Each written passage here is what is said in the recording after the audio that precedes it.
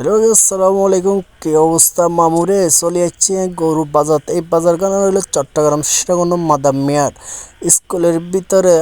তো দীর্ঘ অনেক বছর ধরে গরু বাজার অনুষ্ঠিত হয়ে যাচ্ছে। আজ হলো লাস্ট বাজার। এই লাস্ট বাজার বিভিন্ন দেশি বিদেশি গরু উঠে, ছাগল উঠে, ভেড়া উঠে, বলদ উঠে, বিভিন্ন কালারেরও গরু উঠে।